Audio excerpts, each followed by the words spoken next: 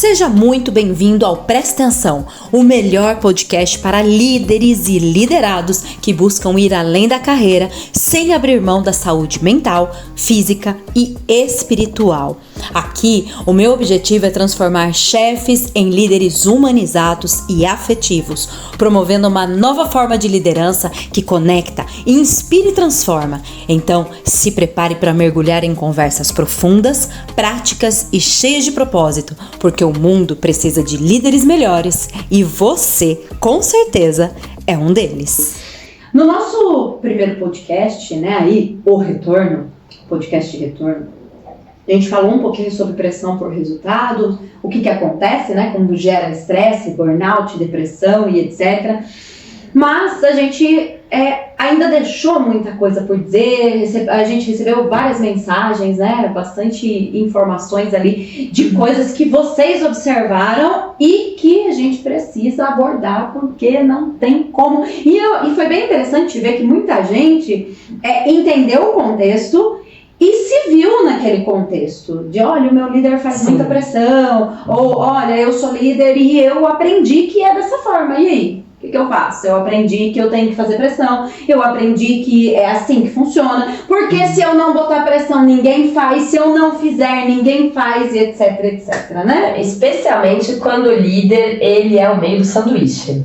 Porque, gente, olha, eu sou o meio do sanduíche. Vou dizer pra vocês, não tem nada de gostoso. Viu? Aquela história lá do pessoal lá que nasceu lá nos anos 80, e daí nos anos 90 cantava a dança do machixe, olha, não rola não. Porque você tem o quê? Você tem a direção falando sobre as metas, e daí passando para os coordenadores, e daí você, que é o meio do sanduíche, tem que fazer o papel de passar essas metas para os seus funcionários e cobrar que essas metas deem retorno.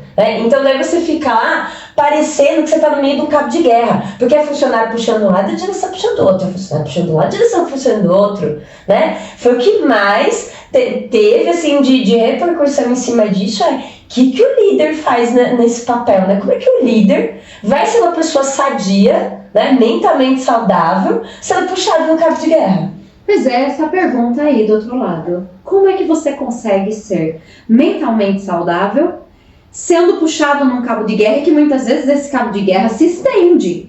Por quê? Porque ele vai ser puxado, o líder, pelo colaborador e pelo chefe. Até aí tudo bem. Mas e quando ele é puxado pela empresa e pela família? Aí o negócio aperta, hein? Exatamente, porque aí ele vai ter outros contextos. Porque, gente, vocês já pararam pra pensar que a pessoa, ela é o líder, mas ela é o líder naquele horário que ela entra, o horário que ela sai. Depois disso, ela é um indivíduo, depois disso, ela é pai, ela é mãe, ela é esposa, marido, sei lá, mais o que, pai de pet, pai de planta, sei lá mais o que você é, mas enfim.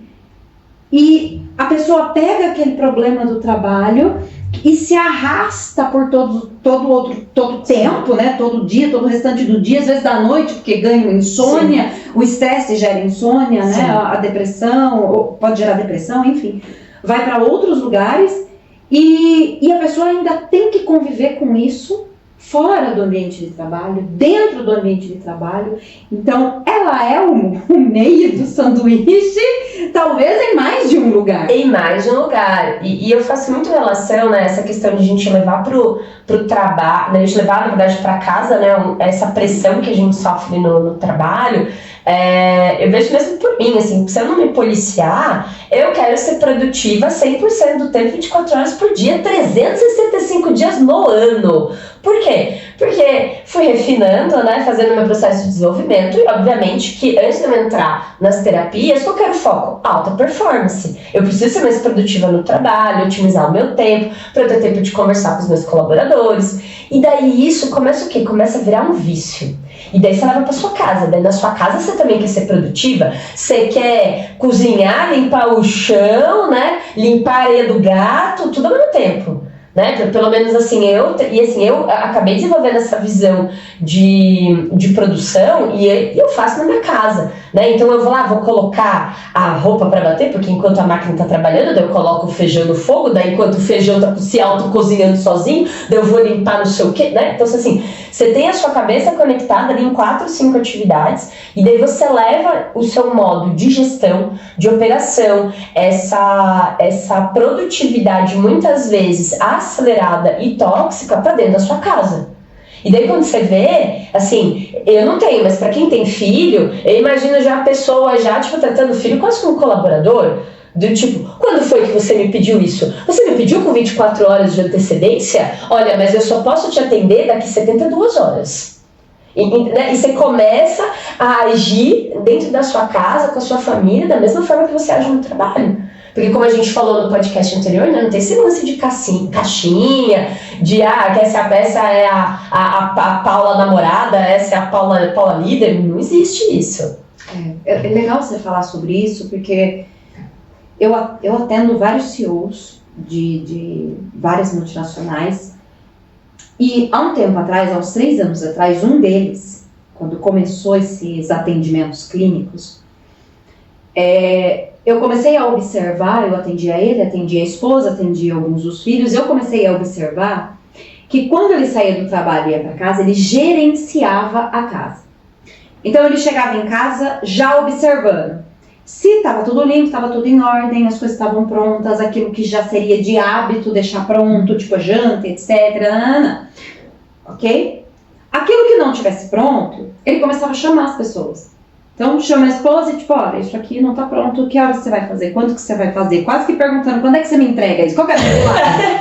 Qual é a deadline disso aqui, gente? Qual que é a deadline disso aqui? Pelo amor de Deus, alguém me fala. Né? Então ele começava a cobrar das pessoas. O que aconteceu? As pessoas começaram a se afastar dele. Inclusive o relacionamento já estava acabando. O relacionamento do casal. Por quê? Porque dá pra você ter uma relação com alguém que tá gerenciando a casa. Aí, se ele via que acabou alguma coisa, ele já, ao invés de, sei lá, vai lá e compra tu, meu irmão. Não. Chegava para a criatura cuja qual levava o título de esposa e falava, tem que comprar isso, tem que fazer isso, tem que... Não, mas tudo no tempo dele, na hora dele, do jeito dele. Então, vira um gerenciamento contínuo, onde a pessoa não descansa e ela vai fazendo pressão em absolutamente todo mundo. E eu vejo também que daí, a partir dessa pressão, começa a gerar um sentimento automático de autocobrança, né? A gente começou falando sobre o burnout no primeiro episódio, e eu vejo, né, eu tenho casos de pessoas diagnosticadas com burnout, que eu faço colaboradores, que eu faço acompanhamento, e uma das coisas que eu observo é o quê? Um exagero da autocobrança. A gente hoje fala muito de ansiedade e a gente esquece de alguns outros movimentos que é essa cobrança exagerada. Porque como a gente é muito cobrado no ambiente corporativo para resultado, a gente começa o quê? Entrar num fluxo de a gente se cobrar. Porque não basta ter alguém cobrando a gente, tem o nosso chefe interno aqui dentro cobrando a gente, e normalmente a nossa cobrança é muito mais exagerada, ela é muito mais cruel do que quando tem alguém cobrando a gente de fora. E é como você falou, a pessoa entra naquele mecanismo e daí ela começa a fazer a autocobrança das atividades do trabalho, aí a autocobrança do gerenciamento da casa, aí a autocobrança nos relacionamentos, a autocobrança de fazer as outras atividades que ela precisa fazer. E daí quando você a pessoa, ela tá com aquele sentimento de não estou dando conta, né, que a gente tá falando ali da pessoa chegar no burnout, né, que é o não aguento mais, porque ela só tá se cobrando.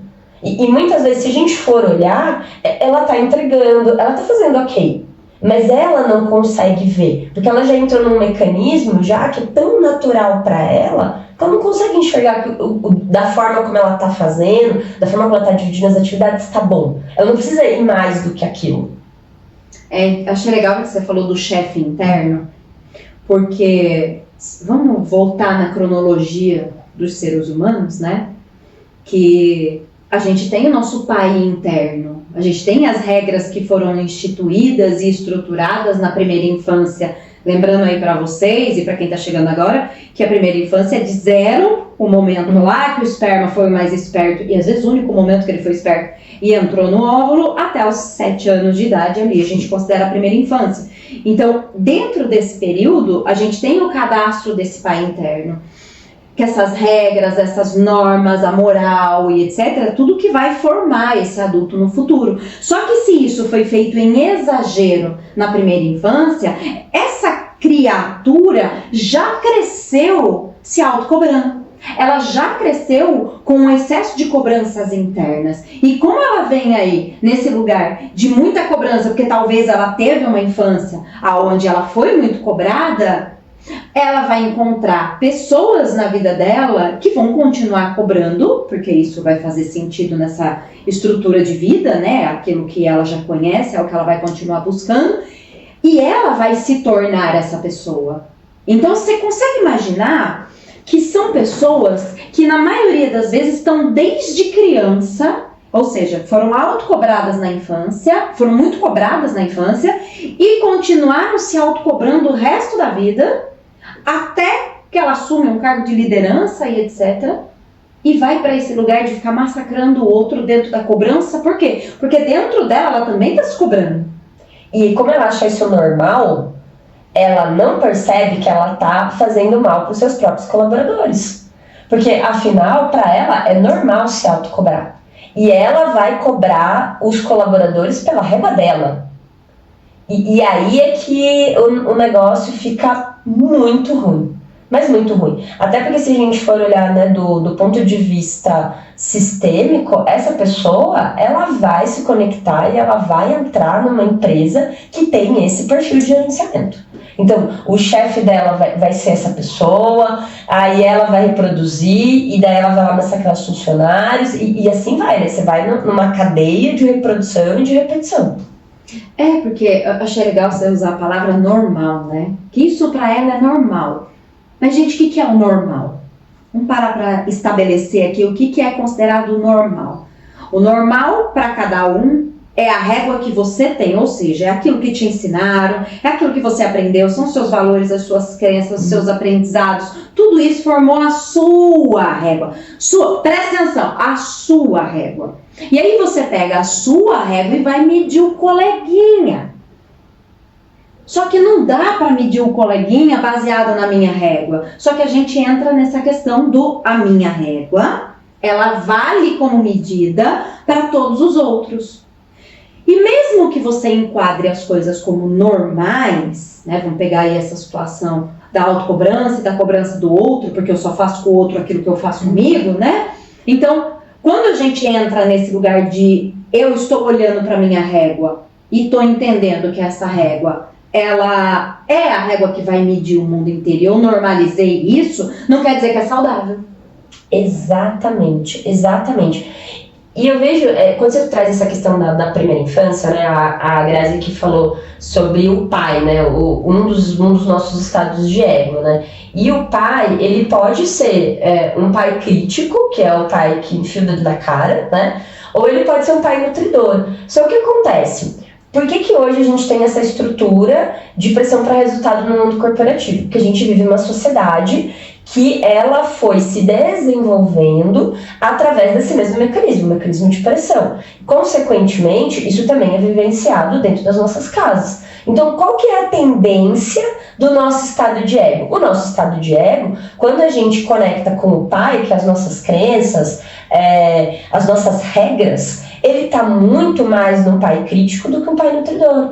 Então, é muito fácil, e a gente pode ver, né, quando a gente entra nessa questão de julgamento, assim, todo mundo tem uma opinião, todo mundo tem um julgamento, todo mundo faria melhor do que o outro, porque é muito mais fácil se conectar com o pai crítico do que do pai nutridor. E daí isso dentro de uma corporação é altamente tóxico. Porque daí você tem as brigas de egos dentro da própria liderança, daí isso deixa os funcionários sem rumo, o funcionário ele não escuta uma palavra de incentivo do seu líder, né? Ele só recebe a crítica, só é pressionado para quando que ele vai entregar o resultado, e daí a gente ainda tá aqui assim com essa cara, né? como se fosse, nossa, por que será que tem aumentado tanta quantidade de afastamentos pela saúde mental? Eu acho que isso é mimimi, não é possível, né? A gente tem escutado muito esse discurso, né?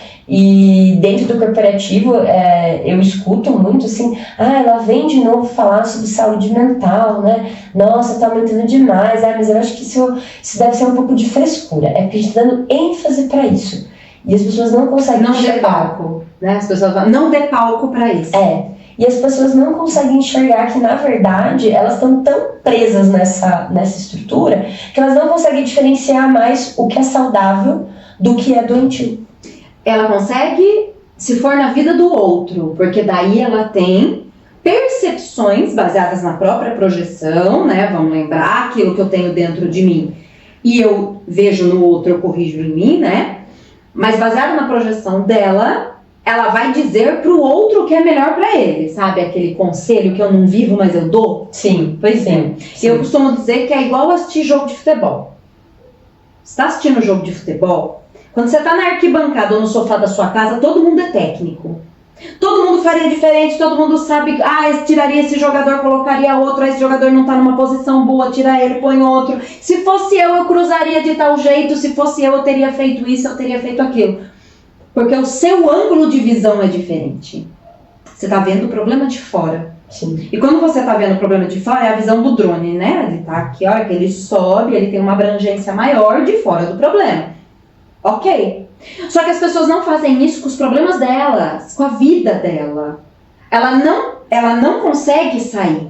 Porque a gente não consegue mesmo. Esse é o ponto. A gente não consegue sair da nossa vida e ver, mas eu faço desdobramento astral. Canal da Márcia Sensitiva. Coloca aí, tá? Não é nesse.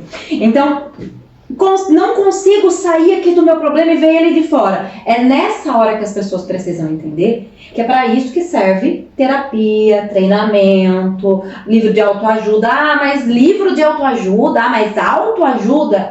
Pois é. São as oportunidades que a gente tem de olhar o problema por um outro ângulo a partir da visão de alguém que está nos ajudando. Exatamente. E dentro desse contexto, né, de autoajuda, eu achei bem interessante porque teve um livro que foi lido, né, lá dentro da empresa, né, uma pessoa leu, indicou para outra e virou assim até um meme. E eu recomendo, inclusive, ele não é um livro muito grande e ele traz uma percepção que ele fala sobre picos e vales. E eu gosto de, quando eu vi esse livro, ele me lembra muito o eletrocardiograma, né? Então, assim, enquanto a gente tá vivendo esses picos e vales, a gente tá vivo, né? Que enquanto o eletrocardiograma tá ali, né, subindo e descendo ali sua pulsação, significa que tem vida. E daí esse livro, ele traz essa questão do mundo corporativo, que é entender que, assim, vai ter os momentos de picos, onde vai ter sucesso, vai bater a meta, vai estar tudo bem, enfim, né? E vai ter o momento do vale, e que a gente tem que aprender a lidar com isso. Porque eu vejo que dentro dessa questão de a gente bater uma meta, muitas vezes a meta não é só o resultado no sentido de venda. Parece que existe uma meta subliminar que a sua equipe não pode ter problemas, você não pode ter conflitos, as pessoas têm que ser felizes e trabalharem bem todos os dias do ano. E se gostarem, é quase como uma meta subliminar, do tipo assim, teve um problema no laboratório da Paula, meu Deus, o que a Paula está fazendo que ela não viu isso? Como se trabalhar com pessoas não fosse natural e normal que conflitos acontecessem e o gerenciamento de conflito fosse só mais um vale que você está vivendo naquele momento no setor. Às vezes, né, como a gente disse, como a gente não separa as nossas vidas, às vezes um daqueles colaboradores está num momento pessoal mais difícil, está vindo mais estressado pro trabalho, daí às vezes acaba ficando mais intolerante, né, acaba gerando mais discussão. Então, é um vale, um momento ali que está acontecendo. Eu até recomendo, inclusive, leiam esse livro, Picos e Vales. Eu acho que vale muito a pena e traz muito essa reflexão de que não existe nada linear. Mas esse é o ponto. Esse é um ponto muito, muito importante, porque o que as pessoas buscam hoje? Linearidade.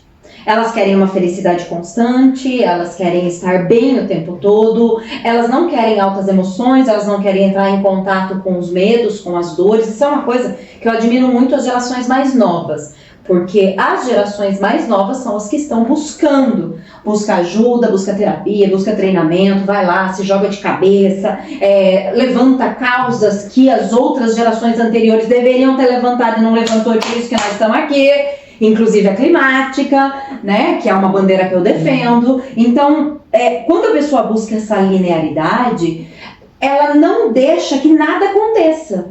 E se nada acontecer, nada acontece. Nada. Ou seja, não tem evolução, não tem crescimento, né? Você fica estagnado.